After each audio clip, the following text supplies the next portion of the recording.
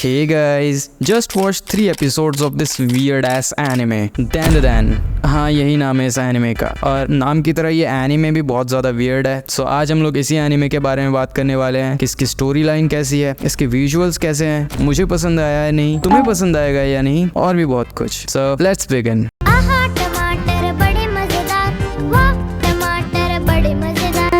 Okay, तो story follow करती है 2 कैरेक्टर्स के बीच में, मोमो अयाशे एंड केन ताकाकुरा एके ओकारुन। तुमने ऑलरेडी बहुत सारी लव स्टोरीज वाली एनिमे देखी होगी जिसे बिल्डअप होने में एटलीस्ट थोड़ा सा टाइम लगता है, बट ये एनिमे थोड़ा सा अलग है। इस सीरीज की शुरुआत में ही लड़की का ब्रेकअप हो चुका है उसके टॉक्सिक बॉयफ्रेंड के साथ, क्योंकि उसको अयाशी के पैसे नहीं मिले और वो उसके साथ होटल भी नहीं गई। That sounds real. और इधर अपना मेन कैरेक्टर बुली हो रहा है अपने क्लासरूम में, क्योंकि वो दोनों सेम स्कूल से है, इसीलिए मोमो देख लेती है कि कुछ लड़के उसे बुली कर रहे हैं और पेपर बॉल्स थ्रो कर रहे हैं। वहां से मोमो जा रही होती है और तभी मोमो उस पेपर बॉल को रोक लेती है और सारे लड़के शांत हो जाते हैं। होता है ना, वो रिस्पेक्ट वाली बात आ जाती है, इसीलिए सारे लड़के चुप हो जाते हैं। मोमो बस ओकारुन से इतना पूछती है कि तुम कौन सी बुक पढ़ रहे थे, और इतनी सी बात कहने पर ही ओकारुन उसके पीछे आ जाता है और उससे पूछता है कि मुझे पता है तुम मुझसे बात क्यों कर रही थी, क्योंकि तुम्हें एलियंस और यूएफओस में इंटरेस्ट है ना।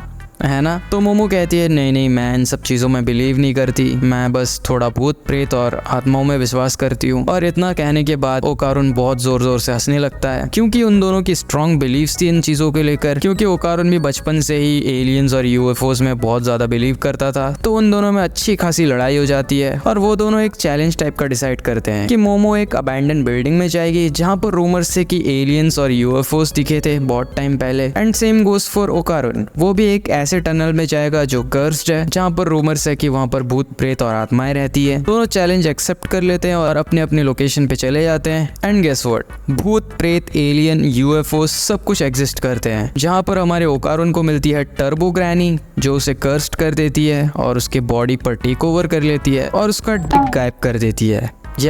रियली। और इस तरफ मोमो अयाशे को 3 एलियंस मिलते हैं जो काफी ज्यादा वियर्ड है, जिन्हें मोमो की वजाइना चाहिए जिससे वो और ज्यादा एलियंस प्रोड्यूस कर सके, और वो वजाइना को बनाना कहते हैं, लाइक सीरियसली। और यहाँ पर एक इंटरेस्टिंग चीज ये है कि ग्रैनी किसी भी ऑब्जेक्ट के थ्रू ट्रांसपोर्टेशन कर सकती है, क्योंकि ओकारुन का कॉन्शियस माइंड अभी भी एक्टिव था, इसीलिए वो मोमो को बचाने के लिए फोन के थ्रू ट्रांसपोर्टेशन कर लेता है और मोमो के पास पहुंच जाता है। एंड वहाँ पे एक अच्छी खासी फाइट होती है ग्रैनी और एलियंस के बीच में, बट यहाँ पे एलियंस थोड़े ज्यादा पावरफुल होते हैं, क्योंकि ग्रैनी अभी फुल पोटेंशियल पे नहीं है, इसीलिए ओकारुन 2 को तो निपटा देता है, बट एक एलियन अभी भी बच जाता है जो मोमो का ऑपरेशन करने ही वाला था। तभी समहाउ मोमो अपने सीक्रेट पावर्स अवेकन कर लेती है, जो शायद उसकी ग्रैनी से पास आउट हुई है। तो मोमो लास्ट वाले एलियन को भी मार देती है और यूएफओ से बाहर निकल जाती है, बट यहाँ पे सब कुछ खत्म नहीं हो जाता और अभी भी ग्रैनी का कर्स ओकारुन पे लगा हुआ है, जिसकी वजह से वो बॉडी पर टेक ओवर करती जाती है बार बार। बट लकीली मोमो अपने पावर्स के थ्रू उसे कंट्रोल कर लेती है और ग्रैनी उससे कहती है कि तुम्हें अगर ये कर्स छुड़ाना है तो मुझसे टनल में आके मिलो और मुझसे फाइट करो। तो ये थी इसके फर्स्ट एपिसोड की मोटा माटी समरी। बाकी अब बात करते हैं इसके विजुअल्स के बारे में।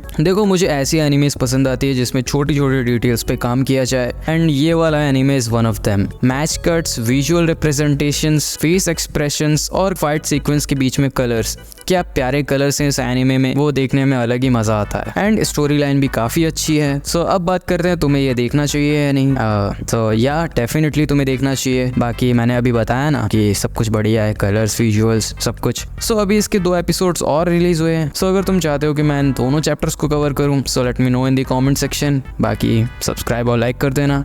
बाय।